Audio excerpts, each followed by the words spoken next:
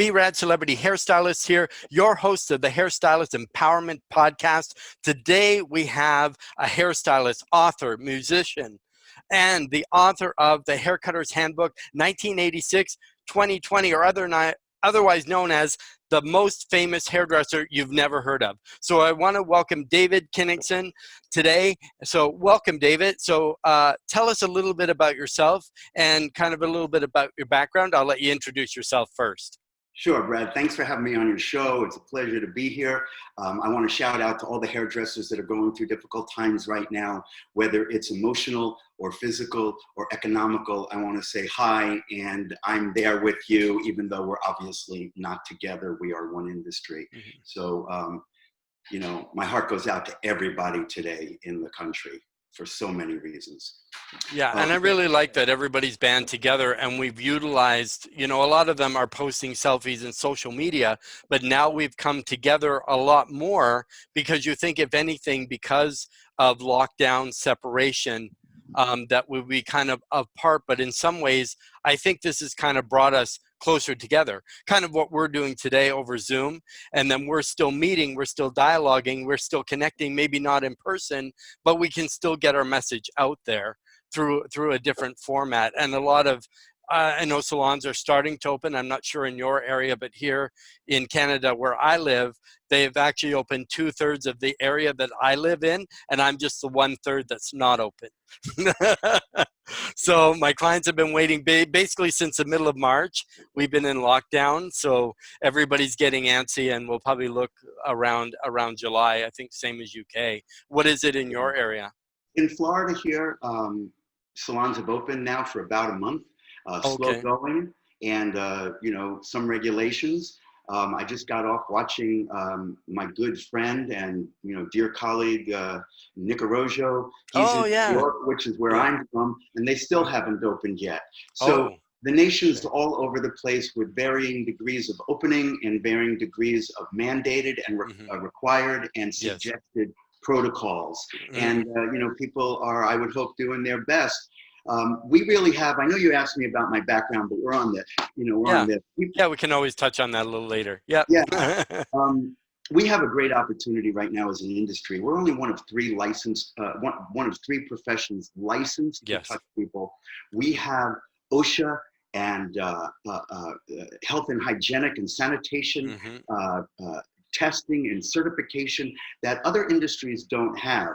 And this is such an opportune time for our industry to have a voice in what goes on for us, whether it be licensing, regulations, school, and in this case, how to open.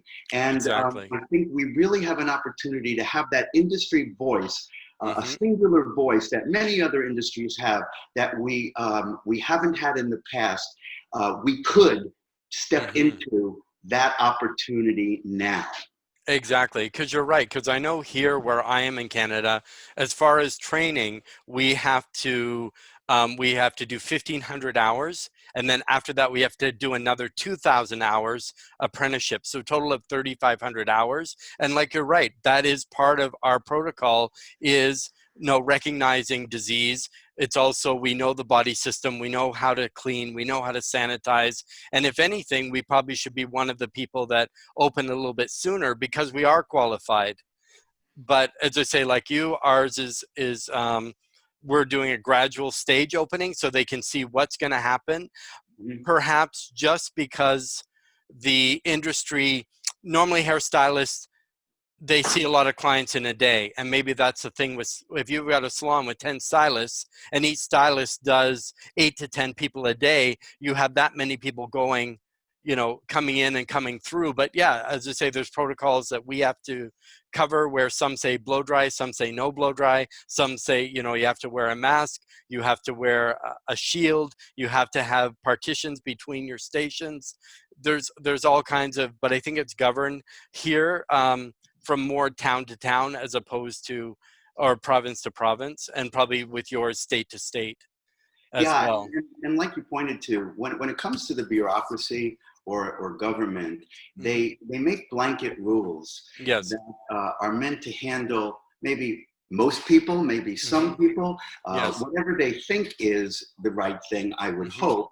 On the Yes. other hand, it isn't always the right thing, and they don't ask the right people. You know, when I was opening my salon 12 or 13 years ago, I had to deal with the building department. Yes. And when it came to lighting my salon, they told me how many lumens it would take to properly light a haircut or color, Okay. when in Yes. fact it was inadequate. And it's the Okay. same thing with coming back to work. You know, I am a writer, as you mentioned, and on National Hairdresser Celebration Day, Yes. I wrote an op-ed, and in part, I posted it on my Haircutters Handbook group Yes. page, and in large measure, it pointed to how we are not being asked what Yes. to do. Meanwhile, restaurants are opening all over the place, selling Yeah. food from the curb, selling Yes. alcohol from the curb.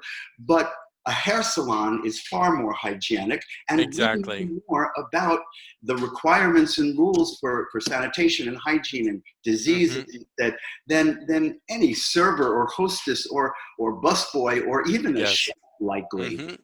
So things are a little skewed, but there is an opportunity now, and hopefully, as we reemerge with long-standing protocols, hairdressers are asked, you know, for their input. Well, and to have put or a governing, sort of body that will kind of speak for the hairdressers. Here we have the Allied Beauty Association, the ABA. So they're kind of coming forward, speaking up, because we do have the qualifications, we do have the training. Pretty much everything we do is seen out front. Like a chef in the back in a restaurant, unless it's an open concept, you don't see what they're doing before they bring your food.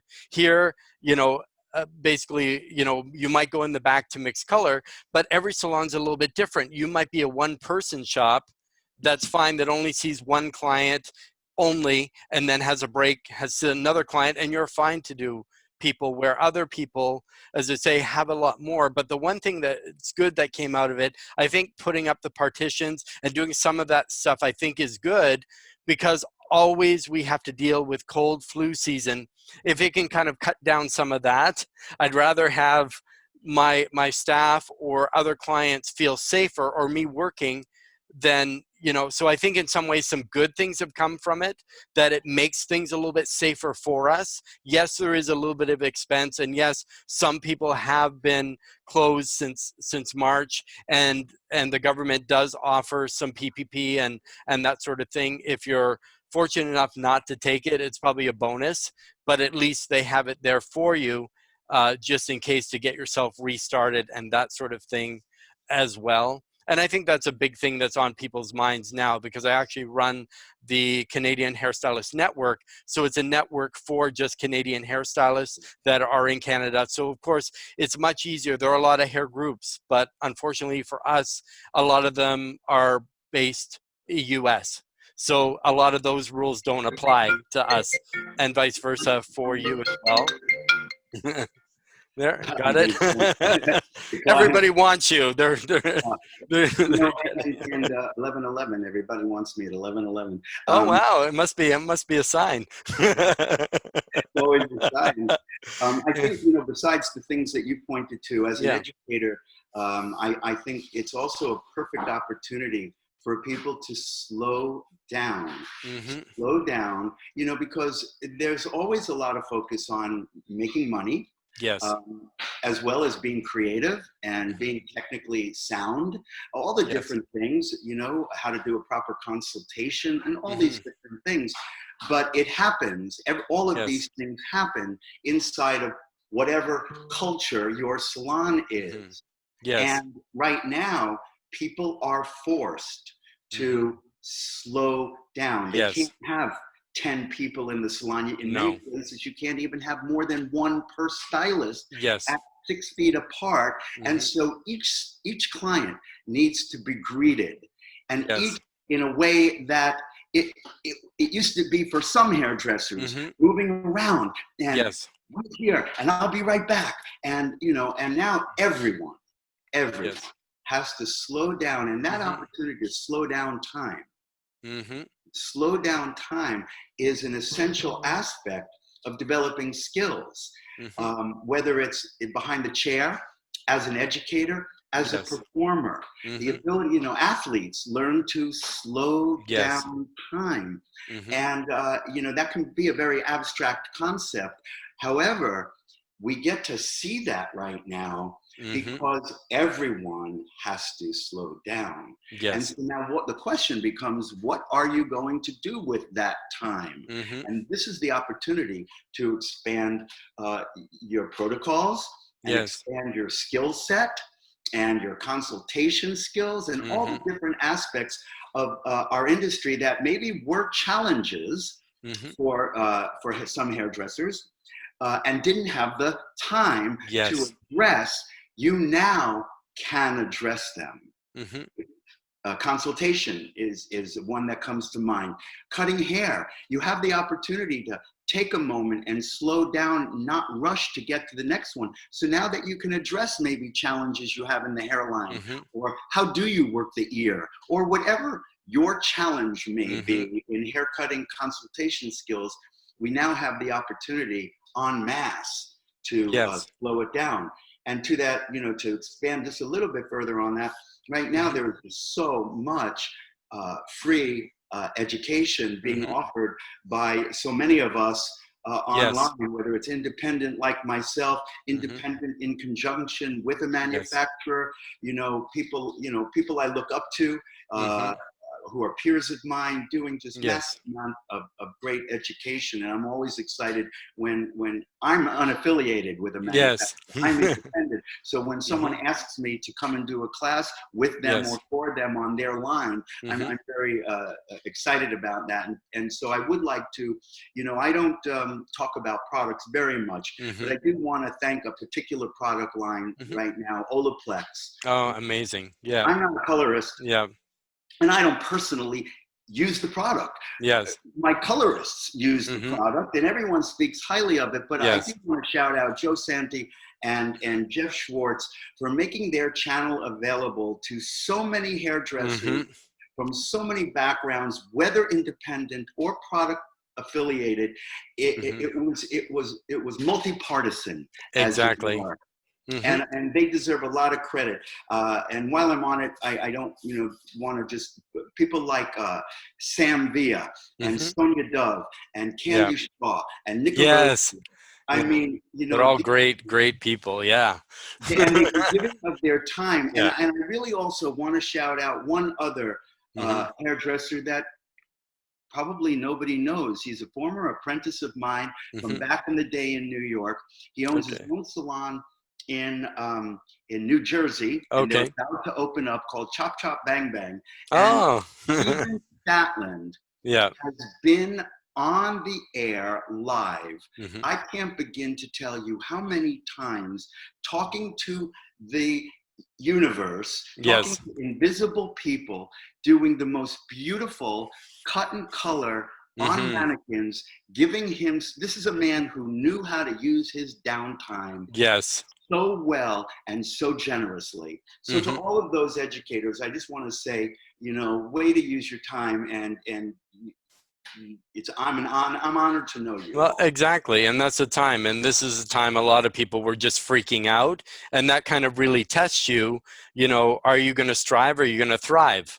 So a lot of people took to that. And like you said, Olaplex had their platform, allowed these educators all to come in for free because they thought, oh no, there's no premiere show this year. Well, okay, that's fine. We're just going to jump ahead and let's do it all online. And then people can watch it directly. They can comment, they can interact, or they can watch the replay and see. And I know you've done a lot of classes online as well, and you have a fairly big following that follow you, that watch your stuff, that know your stuff. We're going to get into the Haircutters Handbook in a bit, but we'll kind of jump in. But yeah, well, like you're saying, I think the art of the consultation has been lost. I think people that are double booked, triple booked, and their assistants are doing everything, and then basically they may cut and that's it.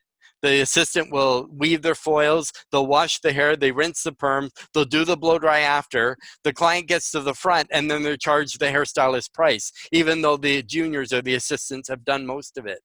So how are you really creating a relationship when you're so busy And that's what I'm saying, because now if we have to check temperatures or we have to actually talk to the person because you want to make sure they're okay.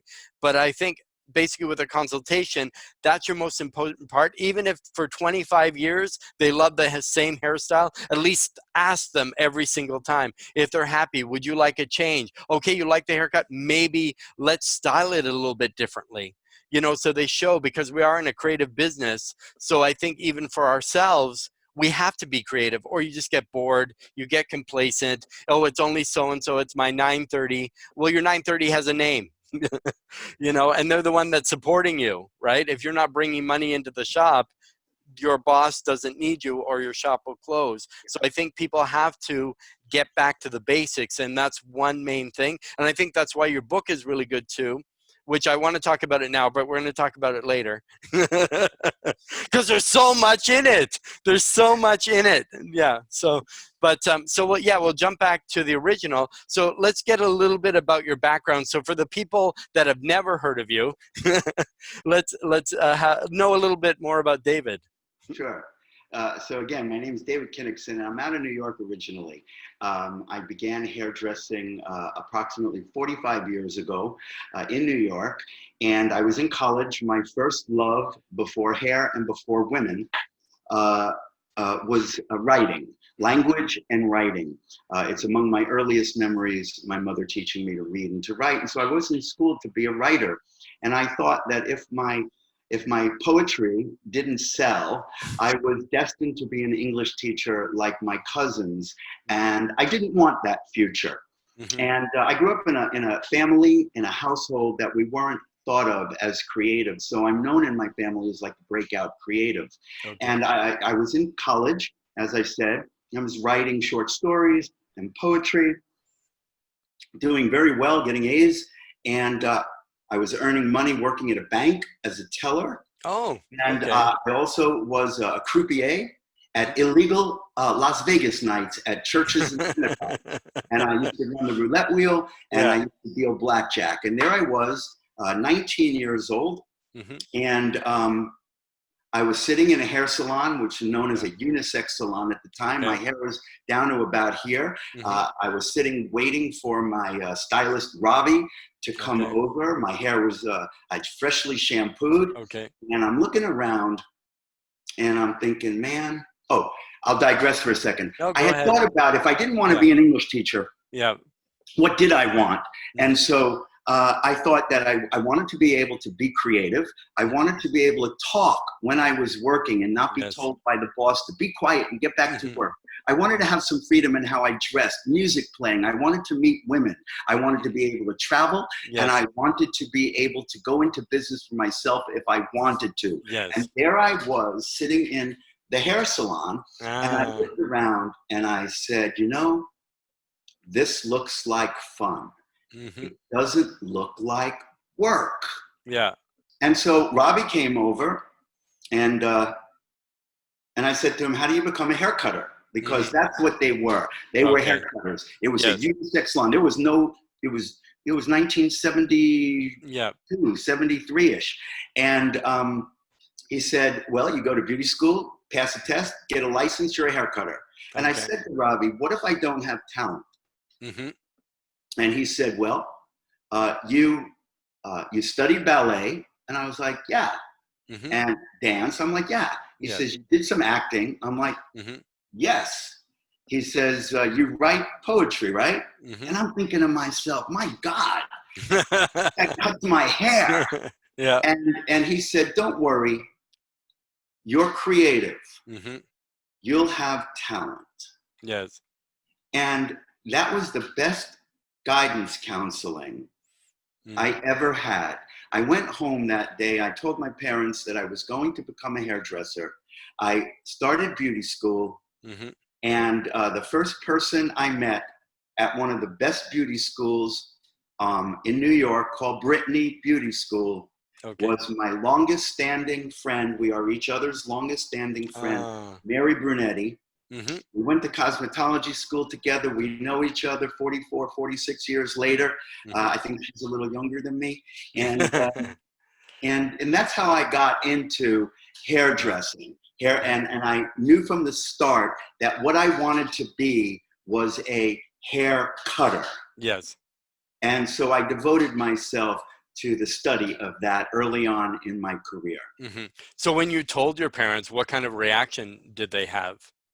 Well, I sat both my parents down, and I still remember them sitting on their Yeah. bed Mm-hmm. next to each other in their bedroom. Mm-hmm. And I told them, and Yes. they said, we support you in everything you do and Yeah. anything you do, but please stick to something already.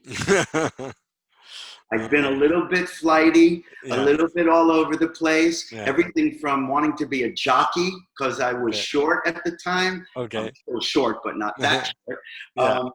You know, to taking the New York City police test, to being a writer, and all these different things. Yes.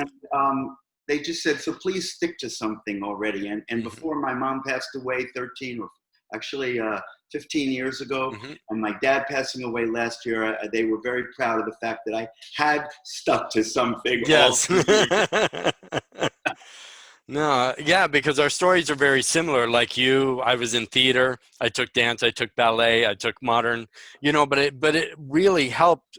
The dance really helped my performance side as far as acting, because it helps with your inner core, it helps with balance, it helps with discipline, it helps with a lot of things, and because it's still a creative art. And so for me, when I was going to hairdressing school, I thought, well, if I can't be on stage, then I'll do hair backstage. So I thought, okay, I'm just going to go to school just with the intent that I would just do it for a year and that would be it, right? Which unfortunately, a lot of the people I went to school with ended up leaving after 1 year or, you know, so. And I did it 1 year and I said, okay, maybe I'll do a little bit more. So I did it 5 years, then 10 years, then 15, then 20. So it's been a few decades now. since I've been doing it, right? You've been doing it a little bit longer, but I'm pretty close. But between the two of us is, you know, I know for myself, I draw upon everything in my background. Everything that I've done, whether it be theater or dance or my transformational studies or whatever it may be, my athletic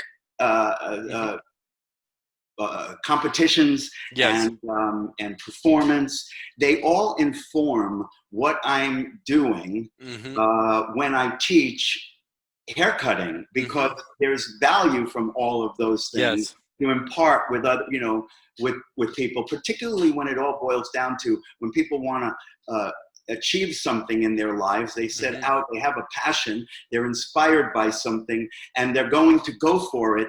It's inevitable within the next 10 minutes, they're going to come up against a challenge. And the only difference between the people that we admire and us is that they overcame every challenge and we stopped. And if you can, if I as an educator can work with a professional to address one challenge at a time, then they will have a breakthrough and accomplish their goals, or at least not be stopped.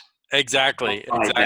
And that's the thing with having those skills, you know what I mean? Because one thing that dance and performance teach you, they really teach you awareness, self-awareness. They also teach you discipline, but they also teach you how to listen. So because if you're not aware, and you know, especially in any of that stuff, if you're not listening to hear the right line or to do the right move, so you're always aware. So I think that really helps and lends so much to our industry, and probably made you a much better hairstylist because you already had that background. So you knew how to listen to your clients, you knew how to communicate with others, you knew how to blend into the environment, because when you're on stage, you can't mess up, you can't be out of place, you have to always be aware in case there is a curveball that comes. You have to be ready. Like, say that person didn't do the jump right, say that person didn't give the right line, you have to be ready, and boom, next beat, so the person doesn't even know anything happened. They assume that the way it happened is the way it's supposed to be. You know, your ability to listen in that way that you're describing, to be able to roll with it, is the secret to spontaneity. Is preparation.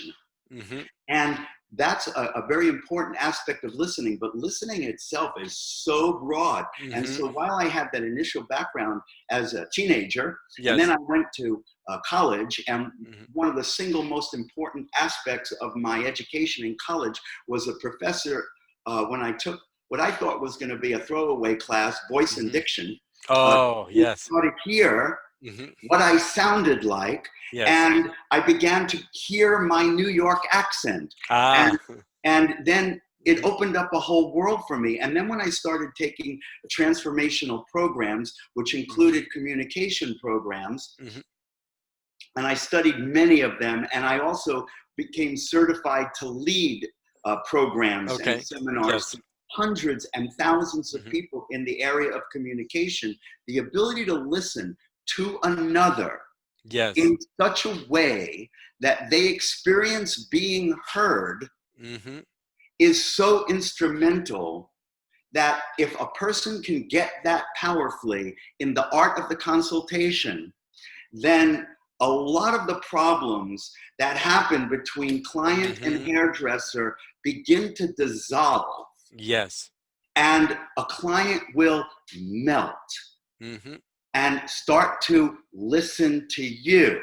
But the Yes. listening first comes over here. One of Mm-hmm. the things that I teach people is one of my mantras is Mm-hmm. STFU. Okay. Zip Mm-hmm. it, Yes. zip it, and listen. They will tell you Mm-hmm. everything you need to know, not necessarily in your language, our language, Yes. Mm-hmm. but in the best possible way they can. And it's Yes. our job to get over in their world Mm-hmm. and get who they are, so that the techniques and the styles and the cuts and the colors that we do Mm-hmm. are given by the conversation of Yes. their expression of beauty and style, Mm-hmm. not what we think we No. should give them. And No. that's at the heart of it. I call it being musified, Mm-hmm. listening in such a way that the person in your chair becomes your muse. And when they do, a Mm-hmm. muse inspires you. And Yes. in that moment you're inspired, you'll know exactly, I know exactly what to cut on you. Mm-hmm. And all of a sudden you will be outside yourself, Yeah. and it becomes something other than, technique alone. Mm-hmm. It becomes spiritual almost. Yes, and that's something that can reignite your fire, because a lot of stylists, because they go, they do so many people, they just get burnt out. But as I say, if you take that time to listen, because the last thing a client, number one, is paying for your time. So they want your attention, they want your listening ear, but as soon as they sit you down, oh, the same as last time, okay, and they don't even have a chance to say, no, I want to change, or like, oh, I already have your color mixed up. And then just apply it. Or the other thing is they're talking about what they did last night, how tired they are. They're so hungover. They're constant chatter. So how can you hear when it's constant chatter? And then the client's just sitting there smiling. But then again, her next visit after, you start not seeing them anymore. So you wonder, well, where have they gone? If we all kept every client we ever did from the time we left school till present, we'd have it made, of course. So people assume it's always the client, and it's not always the client. And especially with your rule, that's very important. If you zip it, you're probably going to see a whole new world in your salon, even use the same principle, not only with clients, I think also with your manager, your boss, your fellow workers. You probably Absolutely. learn way more about what's going on than what you think is going on. It's So, very true. You point to so many things. One of the key things that you point to is something called, what I call the law of diminishing returns. mm-hmm. I've done talks on it, 2-hour talks on Yes. the law of diminishing returns Mm-hmm. as it applies, to hairdressers, Yes. particularly as it applies to the client in the Mm-hmm. chair or the guest. Yes. And it's almost always a diminishing return. The Mm-hmm. first time, it's a warm greeting and Yes. as lengthy a consultation as you're going to do. Over time, it's, hi, yes, you can go back and get shampooed, Yep. but your price either stayed the same or it went up, Mm-hmm. and you maybe gave a little less. Once you start giving champagne, you better Yes. give it forever, because if you don't have champagne, Mm-hmm. then she goes, what happened? I don't get champagne anymore. Exactly. It's always a diminishing return that Mm-hmm. you're fighting. And right now, again, because time is such a commodity, and we have a lot of it right now, Mm-hmm. even though you really can't measure time that way. We all have the same No. 24 hours. Nobody has a lot. Nobody has a little. We all have 24 Mm-hmm. hours. That's it. But time is an illusion. Mm-hmm. Time is an illusion. Yeah. And based on things that you said, like internal conversation or Yes. vocal conversation, we Mm-hmm. create our mindset and we Yes. create our reality. But time is an illusion. And we need to embrace time as our friend.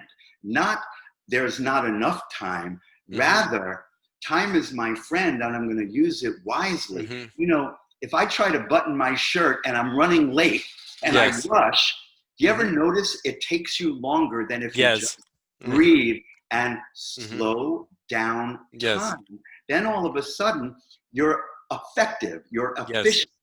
And so right now it's important, you know, same thing with answering the phone. Mm-hmm. Salons that, you know, ring, ring, ring. Hi, this is the salon I'm answering the phone for. Hold, Mm-hmm. please, click. Yes.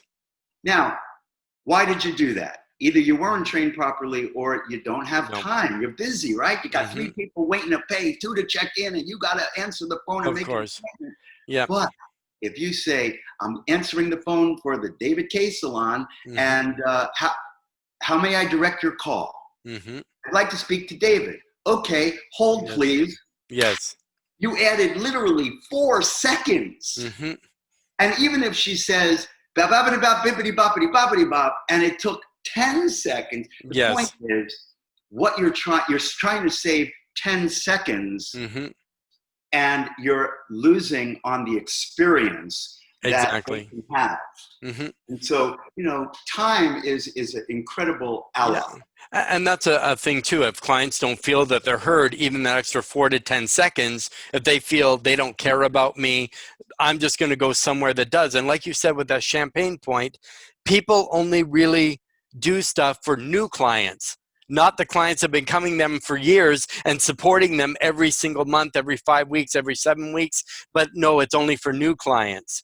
The deal is only for new clients. Yeah. Like, you know what I mean? Oh, the coupon's for new clients. And client, can I get? No, you're not a new client. Well, at one time you were, but now, you know, once you bring them in, Truly. and it seems after that, like you said, it diminishes, because after that, less time, less time, less time. Or, oh, it's only Mary. Okay, that's fine.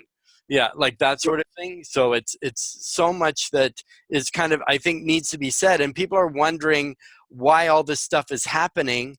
I think it's simplistic in one way, but not simple, because these are soft skills that you need. Because you can learn how to do balayage here over the moon and be the best at it, most proficient. But if you have no personality, no people skills, you know, people are just a number or a dollar sign, or I've got to do this many people to get this. Or would you rather do 20 cuts for $10 each, or take the time and do one person for $200, which is which is smarter? Everybody's market is different. Yes. And, you know, coming from New York City, working at top salons from the time I started at Vidal Sassoon, right up to Roger Thompson's salon at the Barney's on 7th Avenue and 17th, before I opened Salon Dada in New York, I've been a very elite kind of hairdresser. You know, I'm a departmentalized, specialized hair cutter. I don't do standing appointment blow dries. I don't do updos.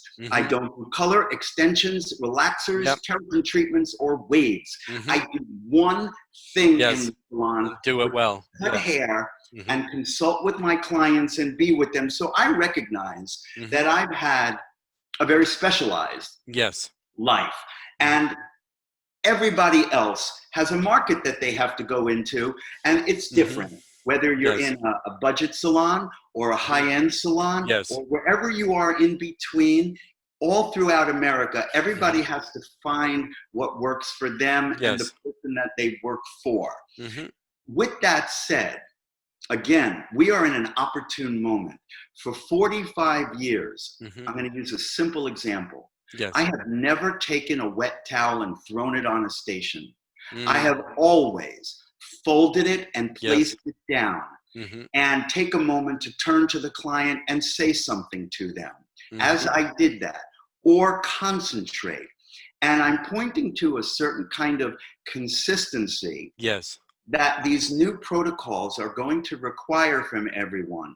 Every time a guest or a client would sit down in my chair, the tools were clean, in their proper place. There were no dirty towels. All the products have been retained. I took the extra 2 minutes to put everything away, clean my tools, set them up, and be consistent, because it's that consistency. You know, I don't, for 45 years, I don't allow coffee to come over to the client after the consultation. While they're waiting, before, but once I start. Now, no diminishing return, because they never got coffee and it never got taken away from them. Exactly. So these are silly examples. Maybe they're insignificant or trivial, but they point to a certain kind of consistency that everyone has the opportunity to upgrade their performance skill set, their Syrian language skill set, their technical skill set, and what they will see. This is a crucial time. There are going to be people who are going to lose out, and a lot of people who are going to thrive. And the people who are going to thrive are the ones who go back to work right now and go back to work committed to upgrading themselves and experience that their guests and clients have. That's where the gold is right now. Yeah, and that's an amazing system, because it shows when that client comes over, you're ready for them. When I used to do it, always the hair was swept in between the cut and the blow dry service. So when they left, their station was already clean. Where I worked, where some, they leave the towels on the counter, they don't wash their bowls, they've got a ring around the station of hair. Who wants to walk into that? It's a brand new client, so it should be a brand new service. And the toughest thing that a lot of stylists say, I can't sell retail. Well, you're not really selling, you're recommending. But by your process, like you say, if you don't have the coffee, you don't have this, have the products right there, put them in their hands. Now you have time to talk about, you're the professional, show what you would recommend, not at the end at the counter, oh, the receptionist will show you some shampoo you need.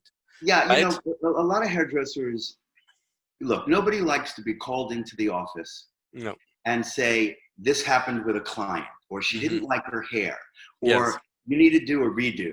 Nobody likes that. I've had my share, and nobody likes seeing their client in another chair. We're human, and it's personal to us. But if you are the kind of hairdresser that says, it was her. I told her exactly what I was going to do. I told her. Listen, you're missing the point. Yes, there are crazy clients, and there are criminals. There are clients that are nuts and went off their meds, and every once in a while you're going to get one of them. They're rare. Every once in a while you're going to get a client that is so happy and so friendly and is so wonderful. She took a treatment and she loved and the way I got my shampoo, and on and on and on and on. Everything tips well. The moment it's over, and then she becomes a criminal and wants her money back, or calls up. She leaves happy. Right? You know, we've all had that. Those are rare too. It's the most clients that we're talking about. If you think it was she or him that was the reason, you're missing where the power is. The power is here. If you take the case that not always, not yesterday, not tomorrow, but on this one particular client, you just didn't consult as good as you think you did. Or not yesterday, not tomorrow, not every client, just this one. You just maybe don't cut hair as good as you think you do. You just missed it on that one. That's where the power is. That's where our own growth is. Like, what was I missing? What didn't I see? And when it it comes to listening, it's not roll over and play dead. No. It's ask questions Mm-hmm.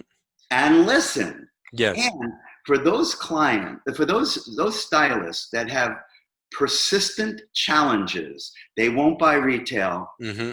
They never let me do what I want. Yes. What do you do with a client that does this? Mm-hmm. Consider that there's no blanket answer for any of those Yes. things. Mm-hmm. However, it's your own consistency. It's your own way of being that commands, without force, Yes.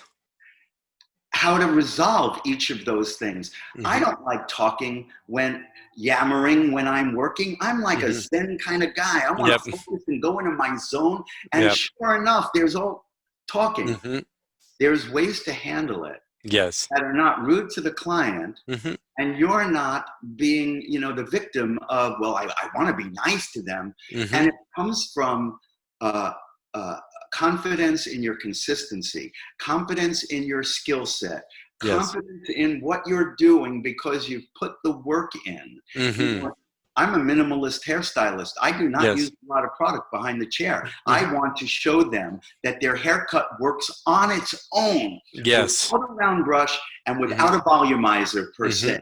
So Yes. that if you like the way it looks today, just wait to when you go home and you put all your effort into it with those products that you're going to purchase today. And for a guy who does not use a lot of products at the chair, you can go to the bank on that I'll do 1 for 2, which is the performance industry standard performance indicator. Back in the day, it used to be retail to service. Yes. It's an erroneous number. So we don't use that so much anymore. And no. You know what that means. And if anybody wants to know what that means, you can always DM me. Yes. Without you, and if you give them, what it is that they are expecting. Exactly, because what you tell them and what they hear might be 2 different things. What you envision and what they envision aren't the same thing. You may say, even with the color, I'm going to give you a golden sunset. To them, they see pumpkin orange, right? Or, but never be afraid. And I've never been afraid. If I do not understand, I will ask them until it's clarified, or have them repeat back what I've said and then repeat back. So then that way you confirm, double confirm, triple confirm. So I'm going to take exactly this much off. This is where it's going to lay. Or if you have curly hair, I need to cut it here because when it dries, it's going to be here. So they know every option, where a lot of people are like, same as last time, just a trim. What is just a trim? Yeah. Is a trim half an inch, or is a trim taken back to its original state? You know what I mean? And everybody thinks a trim is dust, and then other people, a trim is take all the dead ends off. And basically everything above the scalp is dead anyway. So you point to what's commonly trending as memory listening. When I learned it, 35, 40 years ago, in my methodology of transformational studies, it's known as ontology. It was called recreation or duplication. I call it sincere duplication. You listen to what they're saying, and authentically. Authentically is not as a manipulation. You repeat back to them what they said without adding anything. And you take the negativity, what I call take the no out of the conversation, because we say a lot of no to them. No, your hair is too fine. No, your hair is too frizzy. No, your face is too long. No, I need to take off more than that. And when you talk about a trim, long-haired girls are a niche market unto themselves. When I came down to Florida 20 years ago, I looked around and I saw a lot of long-haired girls, and I thought about how was I going to invent myself down in Florida? Was I going to be this guy who came down with whatever credentials I have, or was I going to take a minute and look and see what was wanted and needed?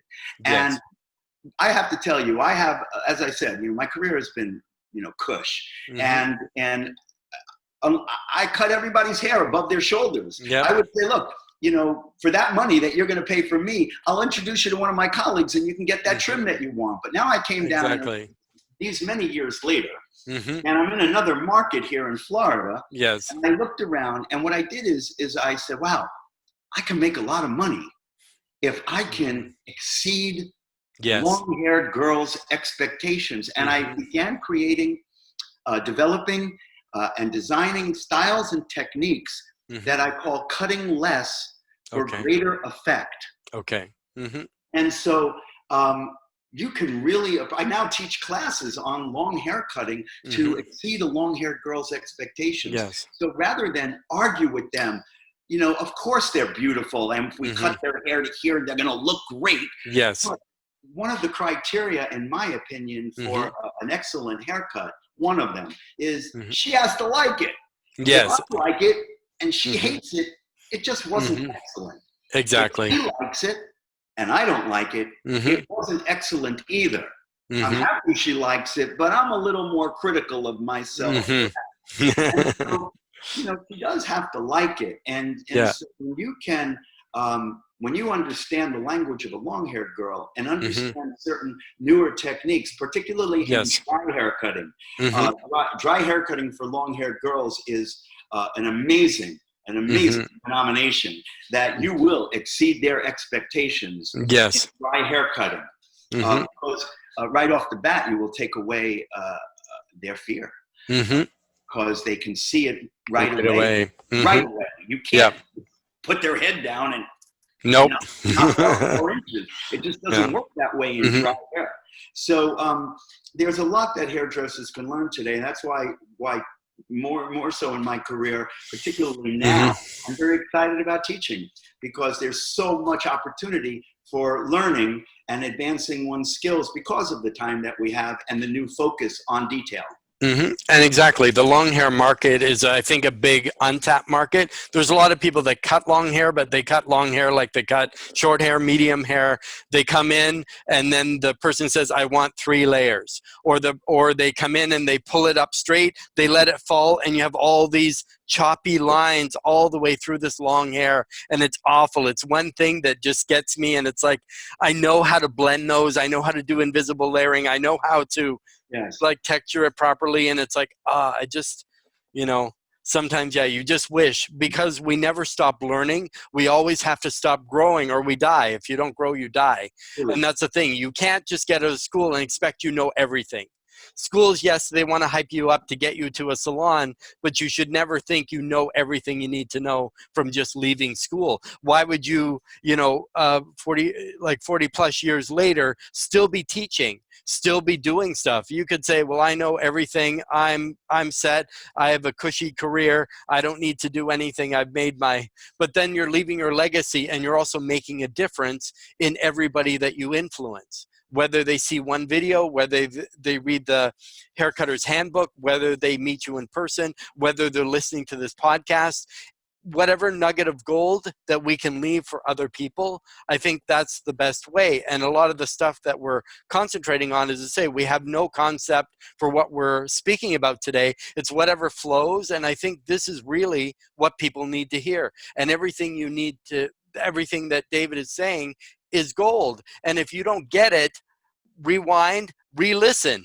And a couple times if you have to, until you implement that, then you're going to see the changes. Because people say, oh, I know, and then don't do it. And then they wonder why, oh, I'm losing clients, I better put my prices up. Well, maybe if you were better, people don't come for the haircut, they come for the experience. And that's what they're paying for, is that experience with you. Not your assistants, not with any of that kind of stuff. They want that experience with you, and that's what they're paying for, your time.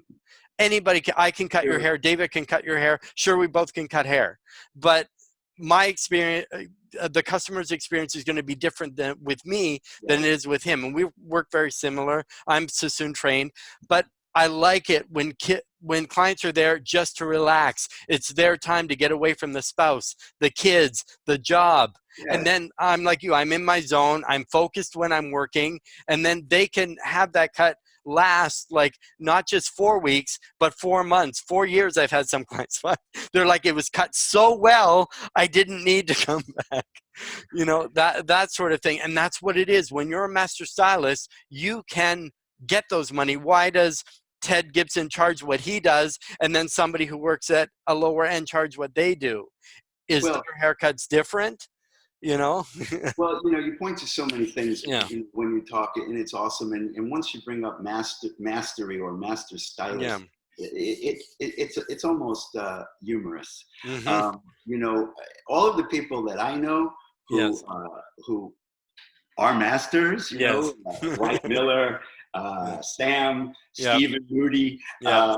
you know, they never refer to themselves as No. masters. No. It's not on their card. No. They don't call themselves master stylist. There is no designation master Mm-hmm. stylist. And they never, I don't think a single one of them, myself included, Mm-hmm. ever says, I already know that. Yes. Mm-hmm. We don't say that. First of all, we're mostly in awe Yes. and wonder. Mm-hmm. When I watch my peers and they do something that I've done and I didn't know they did it, I don't go, oh, I already know that. Mm-hmm. I'm like, yes, Yes. yes, Yeah. you know, and so that's a sure sign that someone is not in the playground of Mm-hmm. mastery. You know, Yes. mastery is something that's ongoing, and Mm-hmm. it lives in education. Exactly. It Exactly. lives in education. In the Haircutters Handbook, I Yeah. actually say proficiency and expertise Mm-hmm. is a function of practice and repetition. Mm-hmm. You want to And be that proficient and in that's something? exactly You it. want to be an expert in something? Practice. Yeah. Do it over and over and over again. Mm-hmm. You want to Well, be a master? Share your knowledge. Coach another mm-hmm. in their abilities to Yes. grow in that. And that's the playground for it. Education is the playground for discovering Mm-hmm. mastery. It's a discovery. Exactly. And by teaching someone else, then it shows you what you know, or what you think you know, or what you don't know. So, Yeah, because a lot of people think they know everything, but when they go to teach it to someone else who has no experience, what you have, you know what I mean? Because we don't know what we don't know until we try to teach it, right? And just to go back on the other point a little bit, like a master stylist, clients will go in, they'll look at the list, they'll say junior stylist, salon stylist, artistic stylist, master stylist. So they figure the master stylist must be the best, or the Right. owner must be the best. You could have Right. 30 years of experience and be incredible, or you could have 30 years of experience of doing that same haircut over and over for 30 years, right? So basically that's what, you know, and the client's also paying for that. So you could have 30 years of the same thing over and over and over and over. Truly. Does You it know, make you better? the most expensive person isn't necessarily the best. Mhm. They may just be the busiest. But you Yeah. know, I'd like to go back to something you said Mhm. about language and teaching people. Yes. That's why I wrote the Haircutters Handbook. Mhm. The original Haircutter, if I may, the original Yes. Haircutters Handbook, which I published in 1986, Yes. which means I wrote it before 1986, Yes. came in 3 sections, and Okay. they were the standard language of haircutting. In Mhm. 1986, there was no standard language Yes. of haircutting. Mhm. The second section was a suggested curriculum for a Mhm. salon owner that didn't have the opportunity to train at a salon like you did, Brad, or like Yes. I did, Mhm. and doesn't know how to create a training program or Yes. an apprentice or protege program. Mhm. And the third section, which I actually wrote first, Oh, okay. was the Apprentice Manual. Yes. And I wrote it while I was working at the New York City Mhm. Bedell Sassoon on Fifth Avenue Mhm. at the GM building Yeah. back in the 70s. So Mhm. I wrote the Apprentice Manual, and that was it. And I hadn't really planned on writing a book. No, just write There- down some There I was. some things, some thoughts, put it together. And that's one thing I was surprised. Like I have it here. Right? So because say it, and one comment I made, it's like having a cosmetology book, because there's so much in here. It's not, here's some haircuts I've done, here's a couple little notes, because you cover sanitation, you cover the apprenticeship thing. And I read it, I'm like, is this really in here? Because you think, you know, oh, it's for hairstyle. But I think a lot of people, like you say, you have to go back to basics and really those foundations. And a lot of people really don't know how to train their apprentices Yes. to be better stylists. I don't know how much time we have, but... Oh, we have all the time you need. Oh, beautiful. Then I'm not concerned. Wonderful. So it was that ability to communicate educator to educator, yes, which is how the Haircutters Handbook came into being. So yes, I wrote the Apprentice Manual, and it was used for, I don't know how many, 10 or 15 years after I left Sicily. But one day I was the education director at the greatest editorial salon in New York, Pepino Buccheri. It was created by Mark Pepino, the late Mark Pepino and the late Richard Buccheri, two former artistic directors at Fidel Sassoon, and it housed the greatest collection at one time of salon hairdressers and editorial hairdressers. Yes. Not only did we go in the studio and work for the magazines, but we rushed back to the salon. On our days off, we were in the studio and we were booked solid. And I worked with some of the best hairdressers in New York City at this salon. And I was education director. I was an editorial stylist, editorial stylist. Yes. And I cut hair behind the chair. And, you know, to the left of me was Edward Tricomi, and to the right of me was Rick Pepino. And it was awesome. What a great time. And one night I was teaching class. I was assigning models to the instructor teaching. Yes. And I said, you know, teach Linda a bob and teach Stephen layering and teach Grant round graduation. Okay. And the instructor said to me, "What's round graduation?" I was like, well, it's this, it's this, it's this, it's this, it's this. And 20 minutes later, he said to me, "Oh, that's what you call it? Oh, I call it this, horizontal layers." Yes. And I was like, are you kidding me? 20 minutes? So what I realized was every other profession, particularly in the arts, has a standard language. It doesn't matter if you dance Mark Graham, Alvin Ailey, Balanchine. It doesn't matter if you say pirouette. Yes. Every dancer will do the exact same move. Exactly. Yeah. In their style. But it's not up for grabs.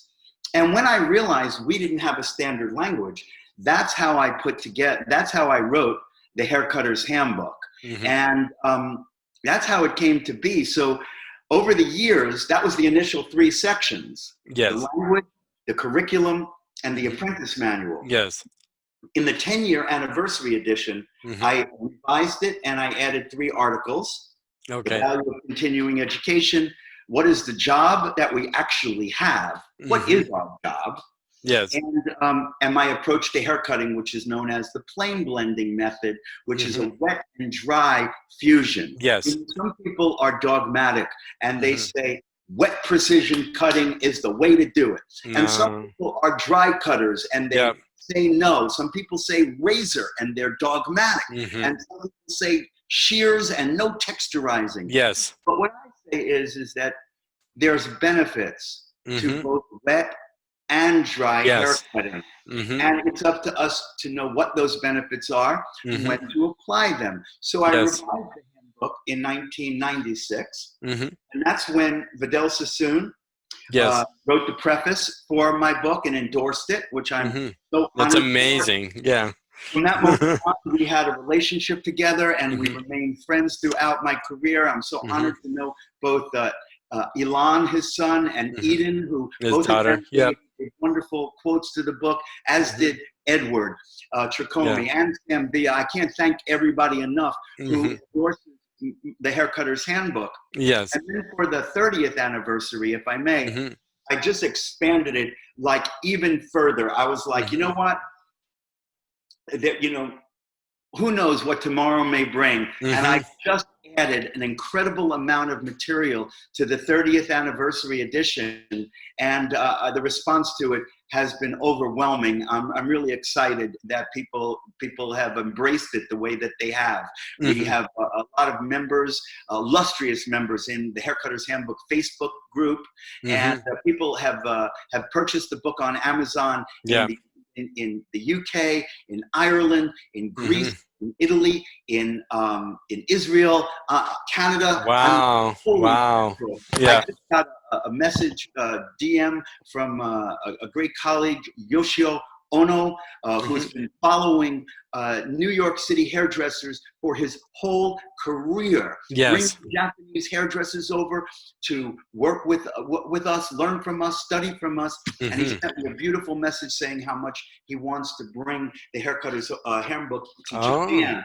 So I'm so honored that people have embraced it as they have. Yeah, because I've heard nothing but great reviews. Probably somebody you know, Laurie Bermani, right? The same sort of thing. So she said, you have to get this book. I absolutely love this book. I've never seen anything that's been written better. And I know she's been raving.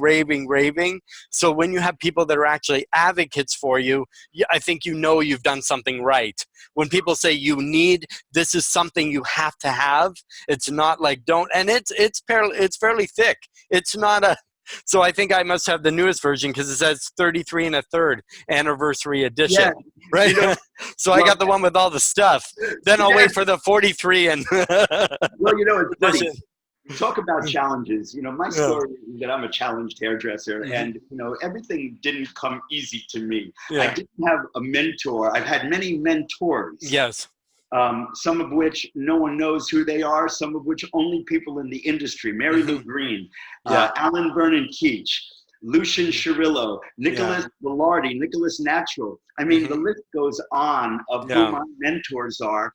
And but I didn't have somebody who brought me along and introduced me to who I should know. I didn't work for a product manufacturer, so nobody put me up on stage. So I've had my challenges, and I don't necessarily know what my original point was. Yes, I do. Yes, the 33 1/3. And so I ran into difficulties publishing the book. And I didn't meet the deadline for the 30th anniversary. Okay. And this is how you turn to roses. And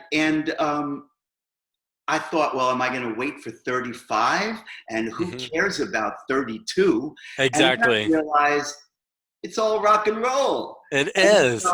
And so I made it 33 1/3 because analog education rocks. And if you know 33 1/3, then you know what it signifies. It's RPMs of vinyl. Exactly. So, you know, that's how, to all the hairdressers who face challenges, you have to take the challenge that comes up in front of you and look how you can turn that into an opportunity for yourself. Exactly. No, I love that it was 33 1/3. And that's what I recognized and say it's with that, but also the anchor rather than just the 30th edition. But when you have a number that's a little bit different, it's like, okay, the party's at 8, well then everybody's fine. But if it's at 8:07, people are like, oh, they're going to remember a little bit better because it's not your normal your normal number. And I'm so happy that it's been so well received because it's something obviously everybody should get.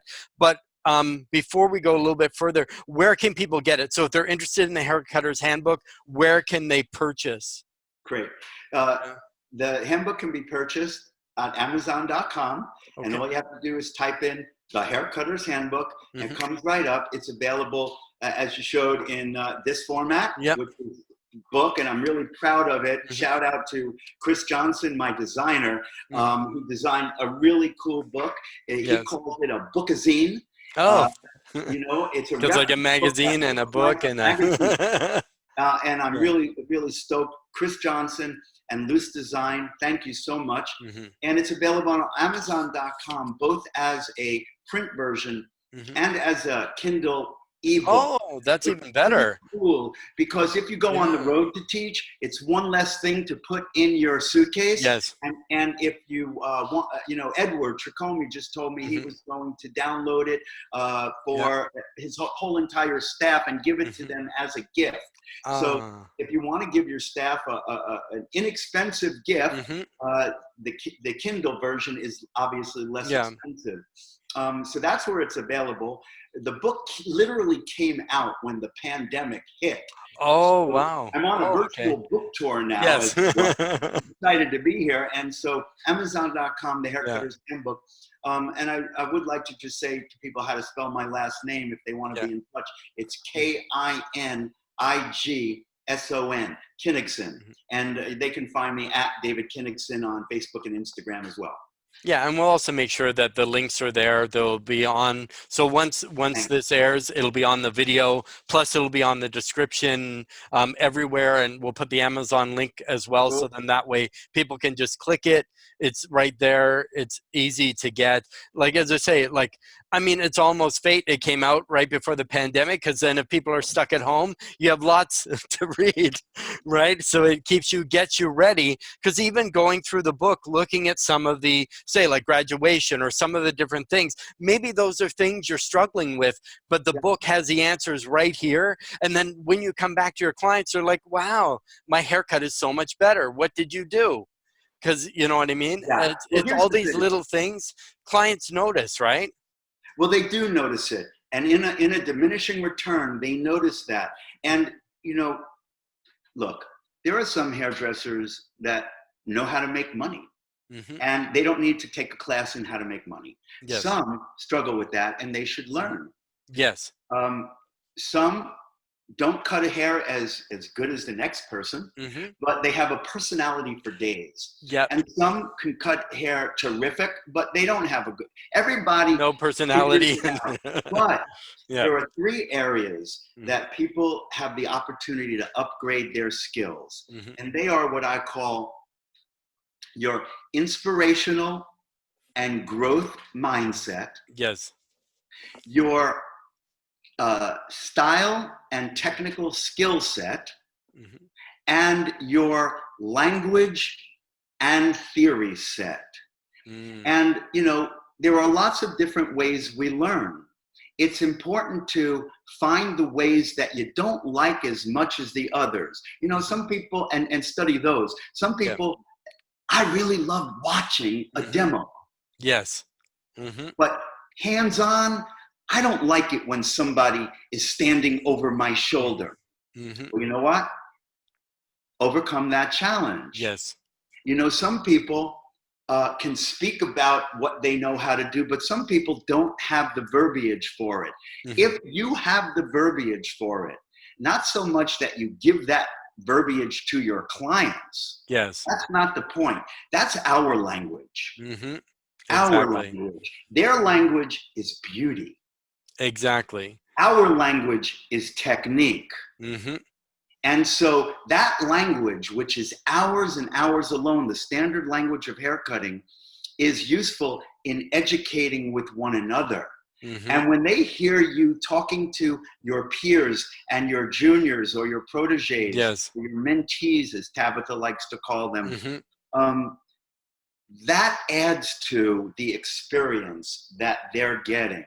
We don't need to speak technical terms to them. No. They want to hear it with each other. Mm-hmm. Exactly. And most clients don't know, I'm going to taper at your occipital. I'm going to, they have no idea what you're saying. They'll smile and say, okay. And then they're like, why is the back short? Well, you said it was okay. Like that sort of thing. And that's the biggest thing. And that's one takeaway from today. The biggest skill is to listen, right? Listen. And there's so many nuggets. That's not just the only one, but there's so many. That's a powerful one. It's at the heart of it.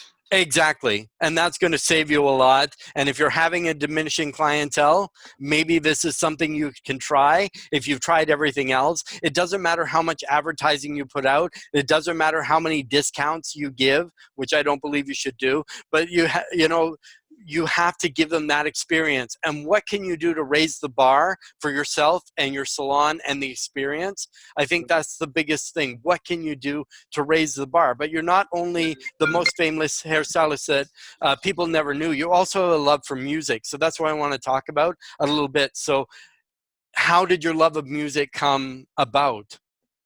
Sure. Well, I grew up in a house where one of my earliest challenges that was imparted on me was I grew up in a house where we were deemed by my mother as listeners. The world needs listeners. Now, we've talked about listening, and we can see the value of that. Yes. On the other hand, if you're told you can't sing and you should be a listener, yes, well, that could be a little limiting. And yes. so I grew up writing, as I said. And so I wrote poetry, which can become lyrics. But I didn't start playing guitar until I was 36 years old. Okay. I went through the better part of my life not thinking I could play a musical instrument. And then thanks to the breakthroughs I had in personal growth programs that I took and working on myself to be what we call today the best me I can be my best self. Yes.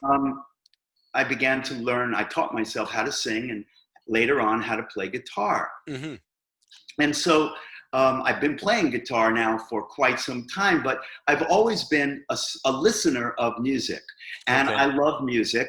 And when I finally picked up the guitar half my life ago, or so, maybe not quite half my life, I began to write songs, and I hung out with musicians, and I developed my craft in songwriting very similarly to how I developed my craft in haircutting.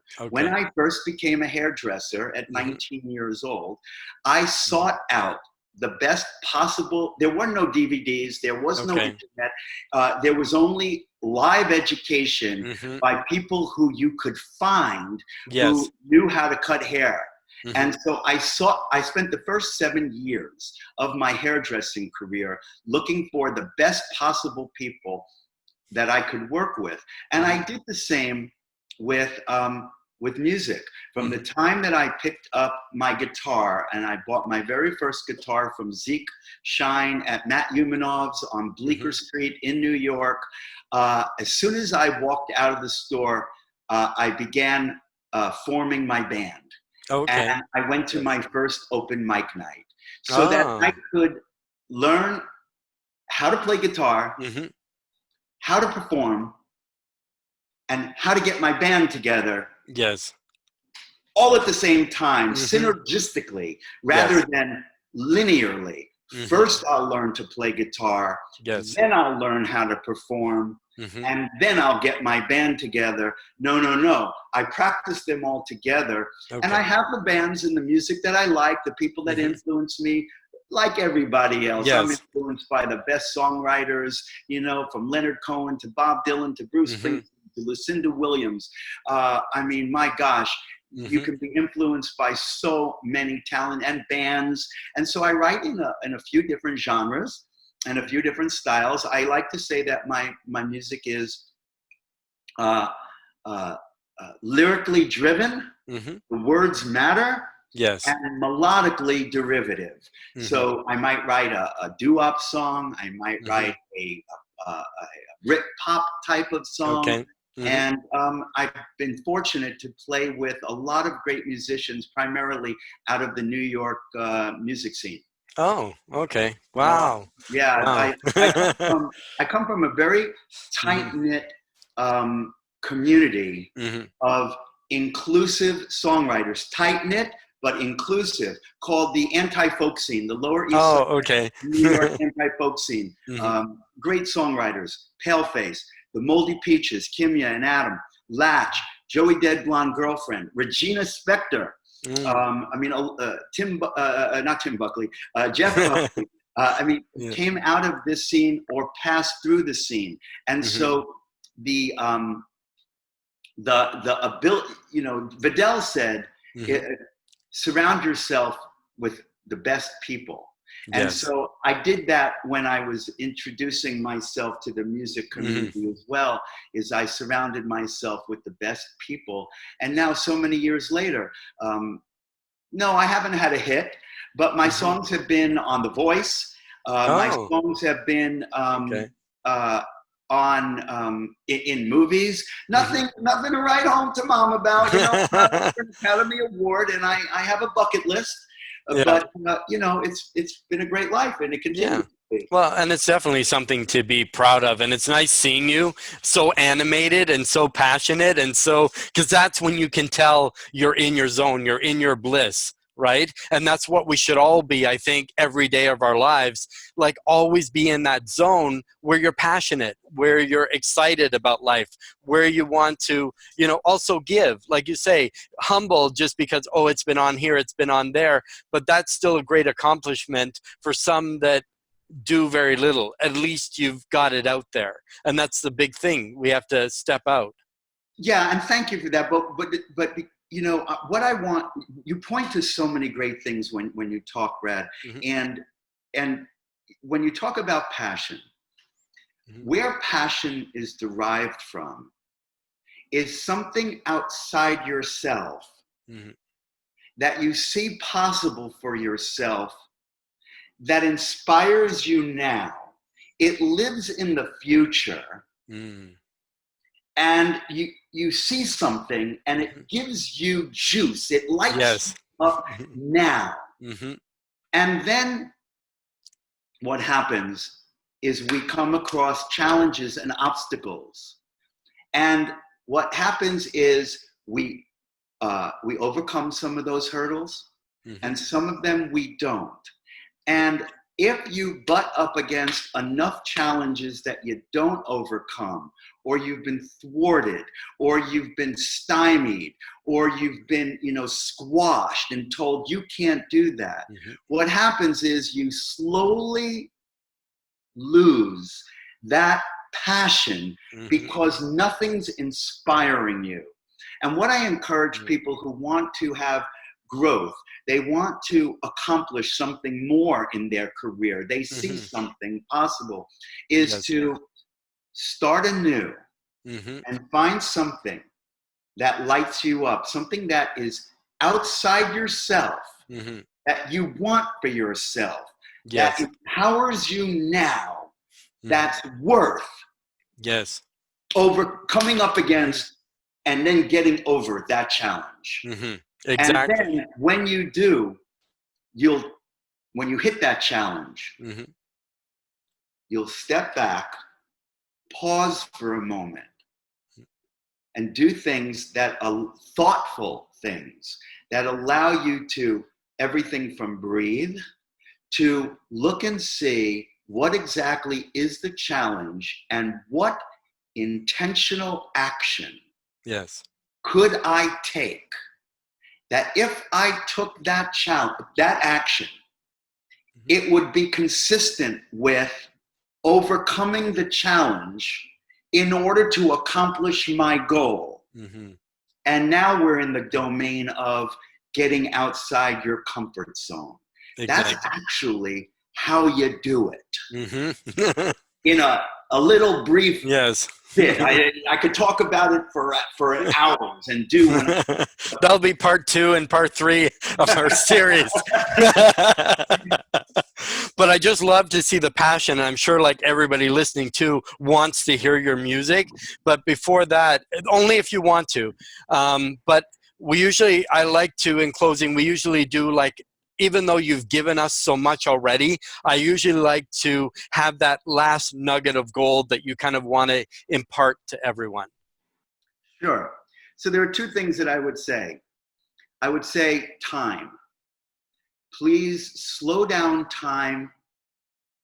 And from the time that you clean your station with all the new protocols and welcome your client, escort them to your chair, do your service, whatever it may be, walk them back to the desk, share with them the products, say goodbye to them, slow down time. Time is an illusion, and time is your friend.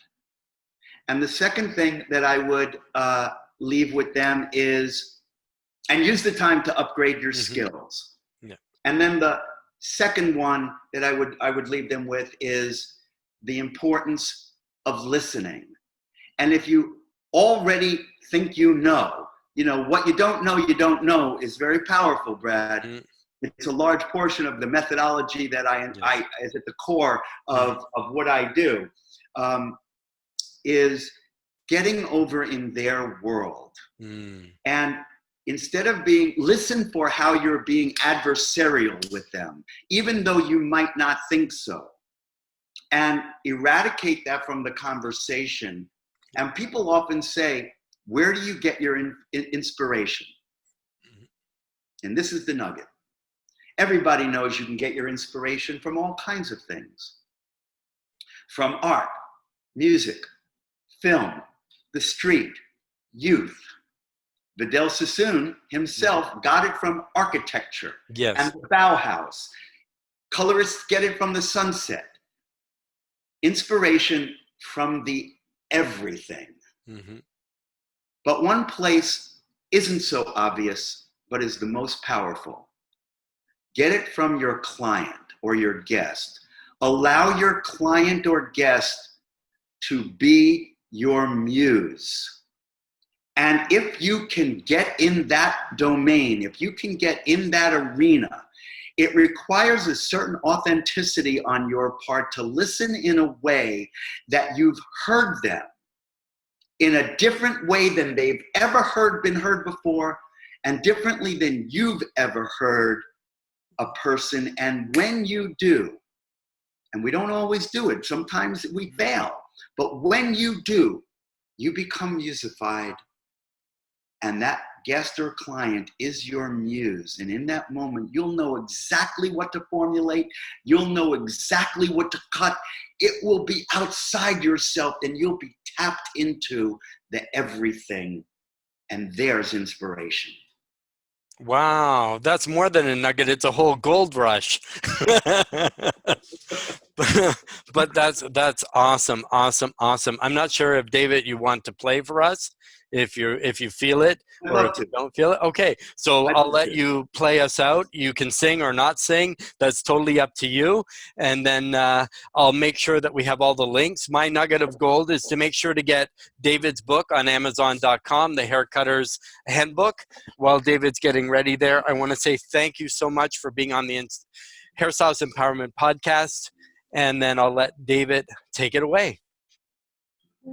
Well, thanks. I really appreciate the time that we spent together, Brad. You're great to talk to.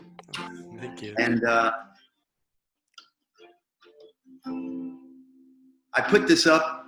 It's a somewhat of a new song, and I put it up on my page not too long ago. And it's dedicated to everybody who's still staying home. It's called Out on the Town. Awesome, awesome. Can you hear the guitar? I can, yes, yeah.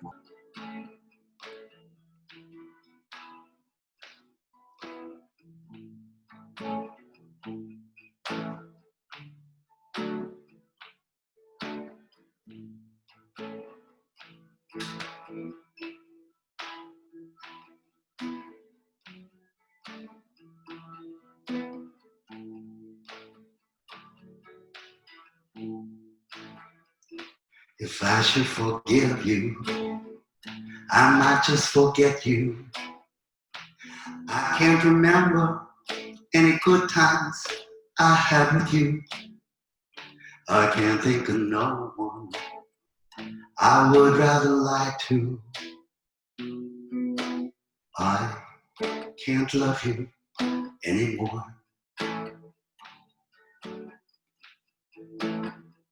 You can't ever give it away.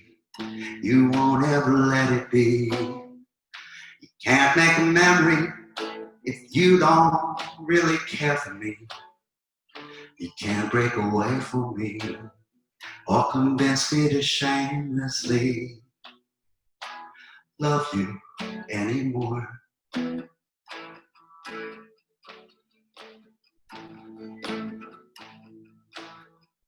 There might have been others who love you harder. There may have been moments etched in my mind. Yes, there will be laughter and happy ever after, echoing from the rafters. Love is blind. We can't live without it, so we're figuring out it. We won't make a fuss, no, no, no, or talk shit about it. We know we can't hide it. We won't try to fight it. I can't love you anymore. I can't love you. There's no way for me to love you any more than I do. No way for me to stop loving you. Yay! Well, I'll say that David, you're my first musical guest on the show. So, but what a delight! What a delight! Yeah, catchy. I was bopping along. It's so good. Thanks. Well, we'll have to like download your music from iTunes. Yeah, I wasn't particularly warmed up, but oh, it's fine. It was great. It was great. So thank you so much. Thank you for everybody joining, and make sure to like, share, subscribe, and comment, and we'll have David's address there, so if you need to contact him, he's always available, and we'll have the Amazon link and all his social media handle available as well. So thank you, and we'll see you guys next time. Thank you, Brad.